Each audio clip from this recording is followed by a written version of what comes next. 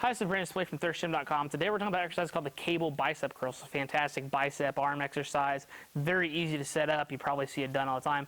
We're going to talk about some coaching cues that can help you maximize this exercise for your arm growth and your biceps. So you obviously need some kind of cable machine to be able to do this.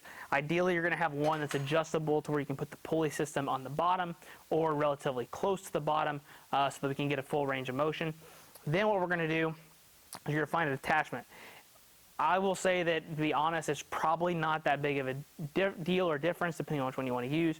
I do think the semi-supinated, to where your palms aren't completely up, they're kind of like in between. I think that feels the best. I also lack some shoulder range of motion, so that could be why.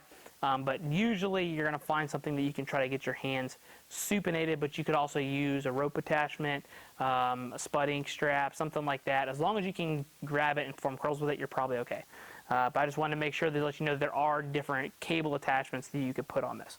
So I'm going to put the weight on something low to moderate for me here. But what we're going to do when we got to do this is we're going to make sure we get constant tension on the cable all the time. So we don't want it down here. Make sure we got some tension here. Going to keep my elbows glued by my side, palms up. And then what I would then want to do is I want to kind of shift my weight back just a little bit. Okay, I don't want to be extended while I'm doing this.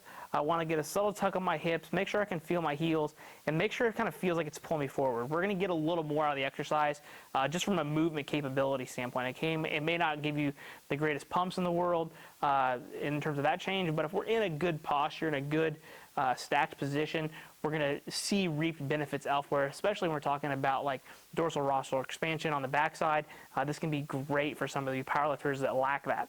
So we're going to be here. I'm going to feel my heels, slight tuck, palms relatively up.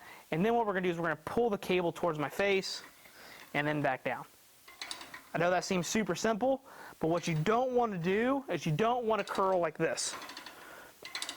Okay, this is usually what you're going to see, or you're going to see this kind of thing. Heel heavy, slight tuck, good control, good squeezes, good full ranges of motion. Try to keep those elbows down and by your side, and then you're going to feel a better contraction. Okay, that's going to give you more bang for your buck on the exercise just in general. Since it's such a simple exercise, we should try to maximize our time while we're doing it, because quite honestly, you're probably better off spending off doing rows and chin-ups for relatively arm and back development, but obviously you want to improve those guns. We might as well get our bang for a buck while we're doing it. In terms of programming, probably 3, 4, maybe 5 sets. Honestly, probably between 8 and 20 repetitions, whether you're going to use it as a finisher, it's kind of midway through your training session, and relatively heavy.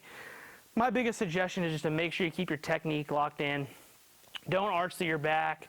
Don't bring out your elbows up super, super high and try to like swing it. Just keep them locked in there, really own the position, and I think you'll see some more gains from your cable bicep curl. So if you got any questions about it, please feel free to in the comment section. Thanks. Have a great day.